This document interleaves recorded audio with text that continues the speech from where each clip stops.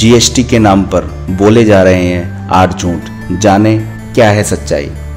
Goods and service tax को लेकर बाजार में कई तरह के भ्रम फैलाए जा रहे हैं। इसके कई उदाहरण हाल के दिनों में सामने आए हैं। जैसे बिल्डरों ने बड़े पैमाने पर इस तरह का प्रचार किया है कि जीएसटी के बाद चीज़ें महंगी हो जाएगी, इसलिए मकान लेने वाले लोग पहले से ही पेमेंट कर दें। इसी तरह के कई और भ्रम लोगों और कारोबारियों के मन में हैं, जो जानकारी की कमी के चलते फैल रहे हैं। दोस्तों, अगर आपने हमारे YouTube चैनल अनोखा ज्ञान को अभी तक सब्सक्राइब नहीं किया है तो प्लीज़ सब्सक्राइब ज़रूर कर लें। दोस्तों, इस वीडियो को शुरू से आखिर तक ज़रूर देखें। तो चलिए दोस्तों, देखते हैं इस वीडियो को। नंबर 1, महंगे हो जाएंगे flat. Under construction flat book कराने वाले लोगों से बिल्डर यह कहते हुए 1 जुलाई से पहले पूरी पेमेंट करने को कह रहे हैं कि उसके बाद उन्हें ज़्यादा टैक्स देना होगा। इस मामले में खुद फाइनेंस मिनिस्ट्री की ओर से बयान जारी है कि बिल्डरों को चेतावनी दी गई है कि वे ग्राहकों को गुमराह न करें। अभी इन पर राज्य और केंद्र सरकार से जो टैक्स लगता है उसके मुकाबले जीएसटी का रेट कम है। एक एक्सपर्ट उम्मीद जता रहे हैं कि जीएसटी लागू होने के बाद फ्लैट के रेट कम हो सकते हैं। नंबर 2, हर माह 3 रिटर्न भरनी होगी। दोस्तों, छोटे कारोबारियों को डर सता रहा है कि जीएसटी की वजह से 1 महीने में 3 बार रिटर्न भरनी होगी और एक एनुअल रिटर्न फाइल करनी होगी। इतनी कागजी कार्रवाई से उनके लिए मुश्किल खड़ी होगी। इस मामले में जीएसटी काउंसिल के एडिशनल सेक्रेटरी अरुण गोयल ने कहा है कि कारोबारी को जीएसटी रिटर्न 1 फाइल करनी होगी। रिटर्न 2 और 3 खुद जनरेट हो जाएगी। अगर रिटर्न 2 और 3 में कुछ गायब है तो कारोबारी को इसे फाइल करना होगा।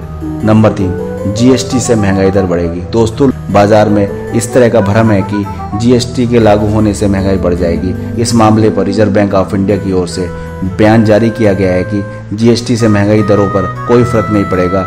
आरबीआई के मुताबिक पहली छमाही में यह 2 से 3.5% और दूसरी छमाही में 3.5 से 4.5% तक रह सकती है। नंबर 4, इनवॉइस बनाने की आज़ादी नहीं। दोस्तों, इस मामले पर central board of excise and custom ने हाल ही में बयान जारी करते हुए कहा है कि कारोबारियों में इस बात को लेकर भ्रम है कि उन्हें जीएसटी इनवॉइस एक तय फॉर्मेट में ही बनाना होगा और इनवॉइस बनाना भारी काम हो जाएगा। यह सही नहीं है। जीएसटी टैक्स पेयर इनवॉइस का डिज़ाइन और फॉर्मेट बनाने के लिए आज़ाद है, बस इन्हें कुछ ज़रूरी कैटेगरी शामिल करनी होगी। नंबर 5, दरों में कमी का फ़ायदा ग्राहकों को नहीं मिलेगा। जीएसटी में कई आइटम्स पर टैक्स की दरें पहले से कम हो जाएगी। कहा जा रहा है कि टैक्स के कॉम्प्लेक्स सिस्टम की वजह से इसका फ़ायदा ग्राहकों को नहीं मिल पाएगा, जबकि इस मामले में सरकार ने स्पष्ट कर दिया है कि कारोबारी को उससे मिलने वाली छूट या लाभ का हिस्सा ग्राहक तक पहुंचाना होगा, नहीं तो उस पर कार्रवाई होगी। इसके लिए बाकायदा एंटी प्रॉफिटरी अथॉरिटी का गठन किया जा रहा है। नंबर 6, पंजीकरण पूरा नहीं तो कारोबार नहीं। दोस्तों, इस तरह अफवाह फैल रही है कि अगर किसी कारोबारी ने 1 जुलाई तक जीएसटी में पंजीकरण की प्रक्रिया पूरी नहीं हो पाई तो वह कारोबार नहीं कर पाएगा, जबकि ऐसा नहीं है। राजस्व सचिव हसमुख अढ़िया का कहना है कि जो व्यापारी पंजीकरण का प्रोसेस पूरा नहीं कर पाएगा वह परेशान न हो। जीएसटी लागू होने के बाद कारोबार सामान्य रूप से चलता रहेगा। नंबर 7, डाटा नहीं रहेगा सुरक्षित।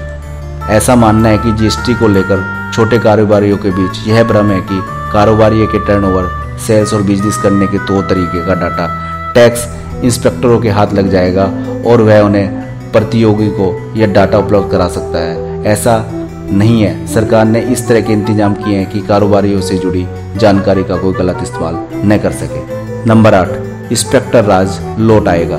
कारोबारियों का यह भी मानना है कि जीएसटी से इंस्पेक्टर राज लौट आएगा, मगर ऐसा संभव नहीं है। यह व्यवस्था पूरी तरह से ट्रांसपेरेंट है और ऑनलाइन है। शिकायत करने पर उसका निपटान करने की पूरी तरह से डिजिटलाइज कर दी गई है। दोस्तों, अगर आपको हमारी ये वीडियो अच्छी लगी है तो लाइक करें, कमेंट्स करें और अपने दोस्तों के साथ शेयर करें और हमारे YouTube चैनल अनोखा ज्ञान को प्लीज़ सब्सक्राइब ज़रूर करें और हमारे फेसबुक पेज अनोखा ज्ञान को लाइक करें। Thank you very much. Keep watching, keep learning. जय हिंद, जय भारत।